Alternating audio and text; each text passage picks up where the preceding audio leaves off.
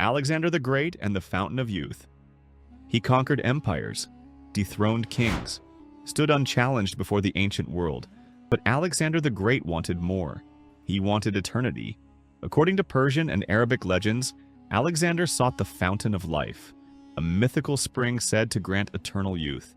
His journey took him beyond the edges of known civilization, into the land of darkness, a place so cursed that even sunlight feared to enter. Only those destined by fate could find the waters of immortality.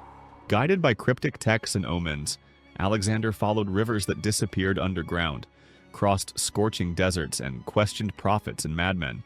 His obsession burned brighter than any crown. He believed he was no mere mortal. He was chosen. But fate had other plans. His companion, Elixir, was said to have found the spring and gained immortality. Alexander, he died at just 32. The man who conquered half the known world couldn't conquer death. Qin Shi Huang, the emperor who swallowed Mercury and killed the messenger. Qin Shi Huang, the first emperor of China, was terrified of death, so much so that he outlawed any mention of it in court. If you even talked about dying, you'd be executed. One day, he saw graffiti predicting his death. Enraged, he launched a manhunt for the culprit. No one was caught, so he had everyone nearby executed. Enter Xu Fu, a mysterious figure who promised the emperor immortality via an elixir of life hidden on a magical island across the Eastern Sea. Qin funded the journey, but Xu Fu vanished. The island? A fantasy. Still desperate, Qin turned to potions containing liquid mercury, believing they'd grant eternal life. Instead, they poisoned him. He died at 49, still searching. Genghis Khan, the secret to eternal war. Genghis Khan's legacy spans continents, but the mystery of his death may be his final conquest. While the Mongol warlord never claimed to seek immortality outright, whispers from his court say otherwise. In his later years, Khan sought wisdom from Taoist sages, shamans, and wandering mystics. He demanded formulas for eternal strength. He ingested exotic concoctions, crushed pearls, bear gallbladders, deer antler dust, and snake venom, all blended into strange tonics believed to enhance the soul. Temples were built, sacrifices made.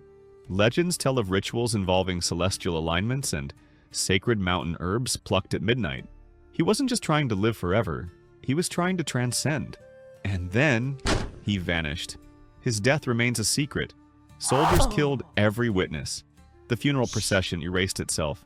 His tomb is so well hidden that satellites, drones, and archaeologists have found nothing. Not a trace. Did he truly die? Or did he succeed in becoming immortal through legend? Nicolas Flamel, the alchemist of eternal fame. A humble scribe turned alleged immortal. Nicolas Flamel, a 14th century Parisian, has become the poster child for alchemical immortality. He wasn't born into wealth or nobility, yet Flamel allegedly discovered the Philosopher's Stone, a mythical object capable of transmuting metals into gold and granting eternal life. His discovery, it's said, came from deciphering an arcane text known as the Book of Abraham the Jew, a grimoire filled with indecipherable symbols and coded formulas. Soon after, Flamel's wealth soared. He and his wife appeared ageless. They built shelters for the poor, donated to churches, and never seemed to age. Skeptics questioned. Believers whispered. When his tomb was opened centuries later, it was empty. No remains, no explanation, just stories. Some claim he still walks among us, quietly watching from the shadows. The alchemist who turned legend into life. Diane de Poitiers, beauty preserved by gold. Diane de Poitiers was the king's mistress, but she looked like a goddess. Her beauty stunned the French court, her skin flawless, her body ageless.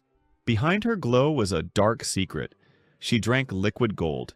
Advised by alchemists who believed gold purified the body and soul, Diane mixed gold chloride into her elixirs.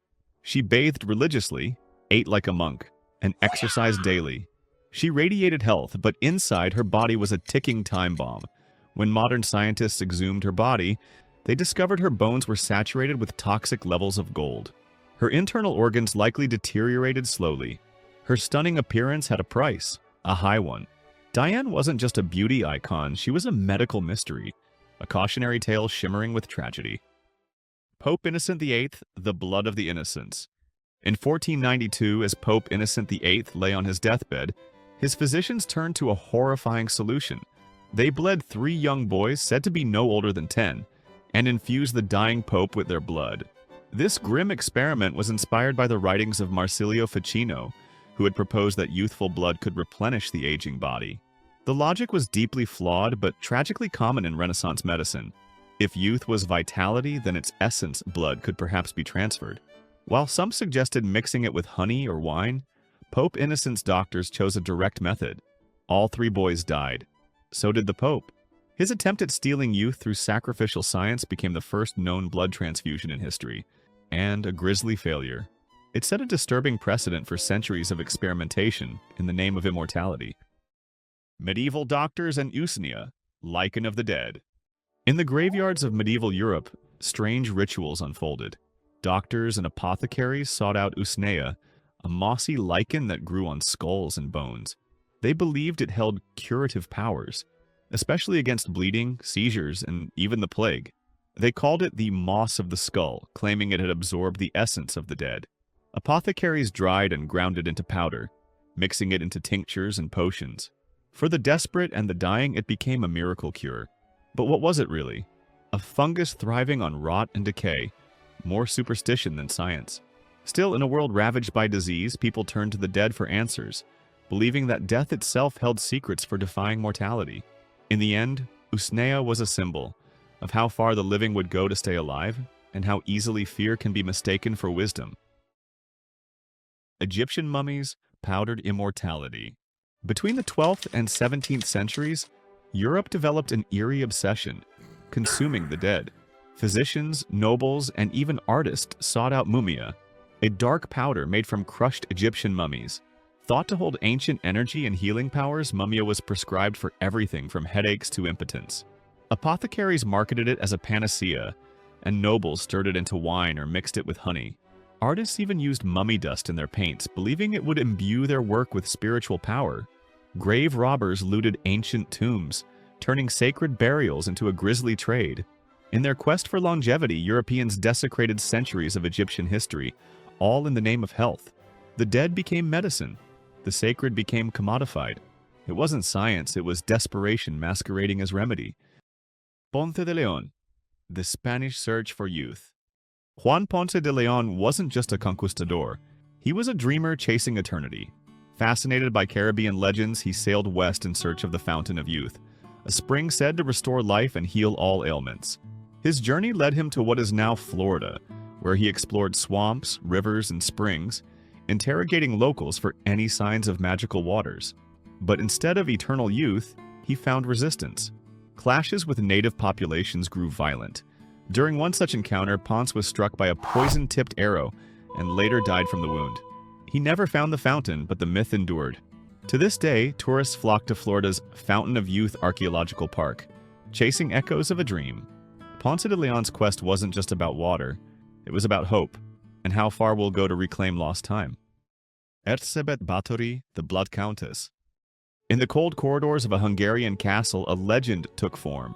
Elizabeth Báthory, one of the wealthiest noblewomen of her time, was accused of unspeakable crimes in the name of youth. Stories claim she bathed in the blood of virgins, believing it would keep her skin flawless and her beauty eternal. Her castle became a house of horror, where young girls were lured with promises of work and never seen again. Witnesses spoke of hidden rooms, iron maidens, and walls stained red. Servants confessed under torture, and the number of her alleged victims climbed into the hundreds.